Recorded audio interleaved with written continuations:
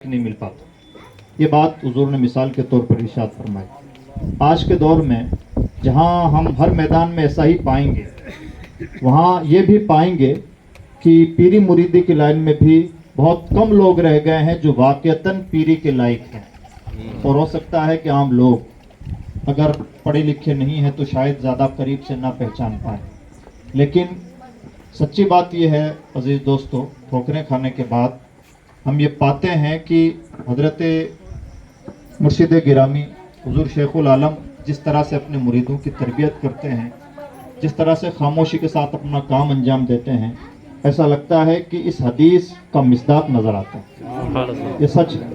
ہو سکتا ہے کہ آپ کو اس چیز کا احساس نہ ہو، یا آپ کے بہت زیادہ تجربات نہ ہوں، یا بہت زیادہ گہری نظر نہ ہو تو ان باتوں کو نہ پہچان پائیں. لیکن ہم لوگوں کی دنیا وہ ہے جو اسی دنیا سے قریب کی دنیا ہے. علماء کو بھی ہم قریب سے جانتے دیکھتے ہیں، پیروں کو بھی بہت قریب سے جانتے ہیں، چھوٹوں کو بھی جانتے ہیں اور نامی گرامی لوگوں کو بھی جانتے ہیں.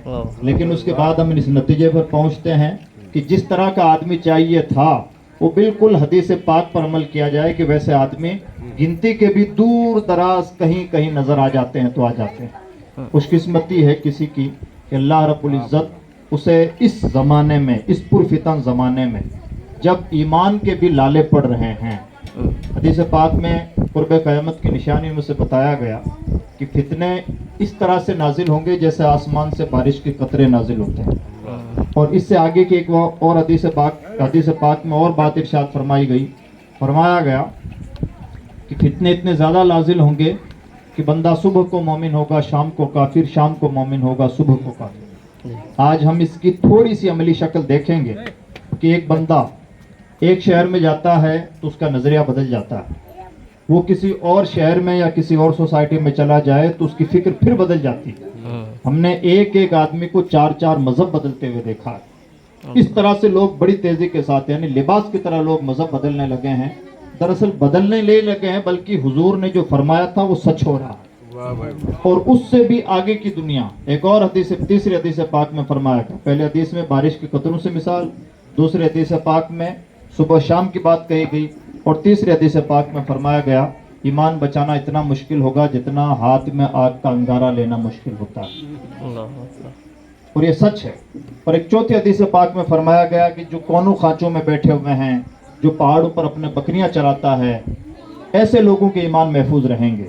یعنی جو جتنا دنیا سے الگ تھلگ ہے وہ اتنا محفوظ ہے. عزیز دوستو، یہ حضور نبی اکرم صلی اللہ علیہ وسلم نے قیامت کا جو نقشہ کھینچا ہے، خاص طور پر ایمان جو ہماری سب سے قیمتی دولت ہے اس کے لیے. ہم یہ پاتے ہیں کہ آج تقریباً اسی طرح کا ماحول ہوتا چلا جا رہا ہے. بہت نامی گرامی خانوادوں کے لوگ بھی اپنا ایمان نہیں بچا پا رہے ہیں. جنہیں دوسروں کے ایمان کی فکر کرنی چاہیے تھی ان کے اپنے ایمان کے لالے پڑ رہے ہیں. ایسے زمانے میں اگر اللہ رب العزت کسی کو کوئی ایسی ہستی عطا فرمائے جو انگلی رکھ دے تو دل ذاکر بن جائے، نگاہ ڈال دے تو کام ہو جائے، یا اپنے قریب بٹھا لے تو کہاں سے کہاں پہنچا دے، اگر کسی زمانے میں ایسے انسان مل جائیں تو اس زمانے کی سب سے بڑی ذمہ داری بنتی ہے کہ وہ اس شخصیت کی قدر کریں. اس لیے عزیز دوستو، آج کے دور میں اگر اللہ رب العزت نے ہمیں کوئی نہایت پاک اور بڑا دامن عطا فرمایا ہے تو پہلے تو اس کی بارگاہ میں سجدہ شکر ادا کرنا چاہیے. کریم تیری مہربانی کہ جس زمانے میں ایمان کے لالے پڑتے ہوں تو انہیں کوئی دامن عطا فرمایا، اور اس کے بعد میں اس دامن کی جتنی قدر کرتے ہیں کرنی چاہیے. یہ سلامتی کی راہ ہے. ورنہ ہم اور آپ جانتے ہیں کہ کب کس کی موت کی خبر مل جائے کچھ نہیں کہا جا سکتا. پرانے زمانے میں تو ایسا ہوتا تھا کہ انسان بستروں پہ مرتا تھا، مدتوں بیمار رہتا تھا، تب مرتا تھا. آج تو کب کس چلتے پھرتے انسان کی موت کی خبر سننے کو مل جائے کچھ نہیں کہا جا سکتا. اور یہ مرگ مفاجات، یعنی اچانک اس طرح سے موتیں واقع ہونا، یہ بھی قیامت کی نشانیوں میں سے ہے. عقل مند یہ ہے کہ اگر اللہ رب العزت نے ہمیں ایک طرف ایسا دامن عطا فرمایا اور دوسری طرف زمانہ جو بھی اپنی چال چل رہا ہے تو اس میں ہم ان نعمتوں کی جتنی قدر کر سکیں کریں. اور اس میں ہمارے چند کام ہونے چاہیے. قرآن پاک کی جو آخری آیتیں سورتیں نازل ہوئیں ان میں سورۃ النصر ہے، اذا جاء نصر اللہ والفتح. یہ آخر میں نازل ہونے والی سورتوں میں سے اور آیتوں میں سے. اس آیت میں اللہ نے کیا ارشاد فرمایا بہت بڑی بات اللہ نے ارشاد فرمائی. جیسے ہم سب کی زندگی کا کوئی ایک ڈریم ہوتا ہے, ایک خواب ہوتا ہے کہ میں اپنی زندگی میں یہ تو کروں.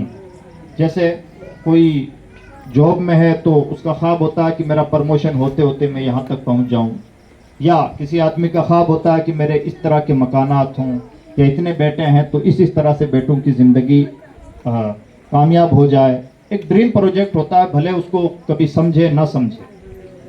نبی کی زندگی کا بھی تو کوئی مقصد ہوتا ہوگا, نبی بھی تو کوئی کام کرنے کے لیے تشریف لائے ہوں گے. وہ کام کیا ہے, وہ مقصد کیا ہے, اور وہ مقصد بھی پورا ہو جائے, یعنی جس کو ہم نے سب سے بڑا خواب سمجھ رکھا ہے اپنی زندگی کا, وہ بھی پورا ہو جائے تو انسان کو کیا کرنا چاہیے. مان لیجئے کہ بیٹے پوتوں کی بھی شادیاں ہو گئی, سب کے مکان بن گئے, جتنا پروموشن ہونا تھا ہو گیا, جتنے پیسے کمانے تھے کما لیے, اب کیا کریں. یعنی اب زندگی کے تمام خواب پورے ہو گئے تو کیا کیا جانا چاہیے. تو اللہ رب العزت نے اپنے نبی سے فرمایا, اذا جاء نصر اللہ والفتح, اے نبی جب اللہ کی طرف سے مدد اور کامیابی آ جائے, اور اس مدد اور کامیابی کی شکل کیا, اس کی شکل یہ ہو کہ وَرَأَيْتَ النَّاسَ يَدْخُلُونَ فِي دِينِ اللَّهِ أَفْوَاجًا, آپ یہ دیکھیں کہ لوگ فوجوں کی فوجیں دین اسلام میں داخل ہو رہی ہیں. یعنی بڑی تعداد میں لوگ, پہلے تو چند لوگ بھی بمشکل کلمہ پڑھتے تھے, اور پھر اللہ کی مدد اور کامیابی کے بعد میں یہ عالم ہو گیا کہ ایک آدمی آتا ہے اور کہتا ہے کہ یا نبی ہمیں سمجھا دیجئے کہ اسلام کیا ہے, میں اپنے پورے قبیلے کا نمائندہ ہوں, میں آپ کی طرف سے جا کر اپنے پورے قبیلے کے سامنے اسلام پیش کروں گا, میرا قبیلہ اسلام لانے کے لیے تیار ہے. ایک آدمی کو سمجھانے کی دیر تھی, پورا قبیلہ دامن اسلام سے وابستہ ہو جاتا. تو اس طرح سے فوجوں کی فوجیں, قبیلوں کے قبیلے حضور کی بارگاہ میں ڈیلیگیشن کی شکل میں آتے اور کلمہ پڑھ لیتے. تو جب یہ ہو جائے, یہ تو نبی کی زندگی کا ڈریم پروجیکٹ ہے. یعنی نبی کی زندگی کا فائنل مقصد یہی ہوتا ہے کہ بڑی تعداد میں لوگ کلمہ توحید سے وابستہ ہو جائیں. تو جب یہ سب ہو جائے تو آپ کو کیا کرنا چاہیے. عقل تو یہ کہتی ہے جب مصروفیت بڑھ جائے, چند گنتی کے لوگ تھے تب تو آپ ایک ایک انسان کے سامنے اسلام کی تبلیغ کرتے تھے, تربیت کرتے تھے, تزکیہ کرتے تھے. اب جب فوجوں کی فوجیں دامن سے وابستہ ہونے لگی ہیں تو اب تو اور زیادہ مصروفیت بڑھ جانی چاہیے. لیکن جب مصروفیت بڑھ جائے تو پھر کام کیا ہونا چاہیے, فَسَبِّحْ بِحَمْدِ رَبِّكَ وَاسْتَغْفِرْ, آپ اپنے رب کی تسبیح بیان کریں, اس کی بارگاہ میں استغفار کریں. اِنَّهُ كَانَ تَوَّابًا, بے شک وہی توبہ قبول کرنے والا ہے. یعنی بظاہر جب کام بڑھ جائے اپنے رب سے اور زیادہ لو لگا لی جائے, یہی ہے انسان کی زندگی کا آخری کام. سبحان اللہ, سبحان اللہ.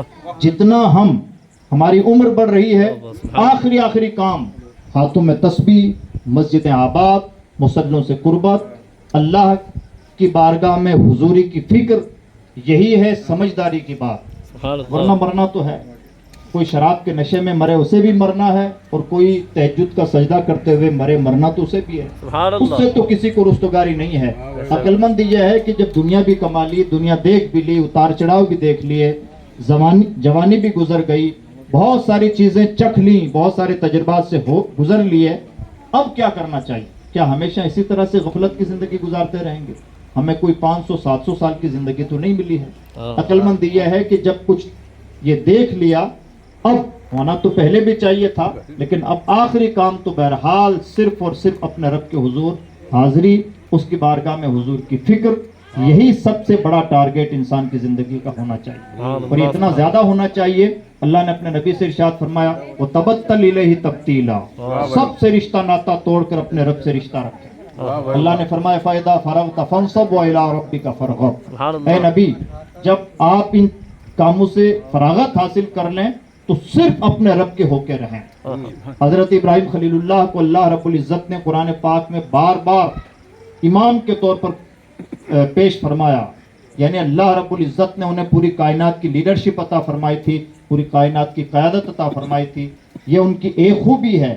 اور ان کی دوسری خوبیوں کو قرآن پاک نے جو بیان فرمایا ہے وہ ہے اِنَّ إِبْرَاهِيمَ لَأَوَّاهٌ حَلِيمٌ, ابراہیم اپنے رب کی بارگاہ میں آہیں بھرنے والا اور لوگوں کا ظلم برداشت کرنے والا بندہ ہے.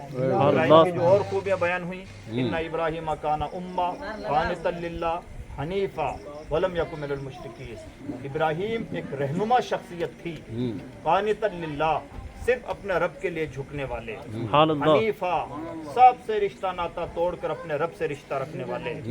یعنی ابراہیم علیہ السلام کی جس خوبی کو قرآن پاک نے بہت زیادہ ہائی لائٹ کیا ہے وہ خوبی ہے صرف اپنے رب سے رجوع، سبحان اپنے اللہ رب کی بارگاہ میں حاضر رہنا، اور اتنا حاضر رہنا کہ ان صلاتی و نسکی و محیای و مماتی للہ رب العالمین، میری نماز، میری قربانی، میرا جینا، میرا مرنا اس اللہ کے لیے ہے جو پوری کائنات کو پالتا ہے۔ سبحان یہ اللہ مزاج ابراہیم ہے۔ اقبال نے بڑی سچی بات کہی ہے، آج بھی ہو جو براہیم سعیمہ پیدا، آگ کر سکتی ہے انداز گلستہ پیدا۔ اللہ رب العزت کی بارگاہ میں دعا ہے کہ پروردگار ہمیں اپنے آپ کو، اپنی زندگی کے مقصد کو سمجھنے کی توفیق عطا فرمائے، آمین۔ عقل و شعور عطا فرمائے، ہماری زندگی کو بامقصد بنائے، اور اپنی زندگی کی قدر کرتے ہوئے اپنے آخرت کمانے کی توفیق بخشے۔ لا الہ الا اللہ محمد رسول اللہ۔ السلام علیکم ورحمۃ اللہ۔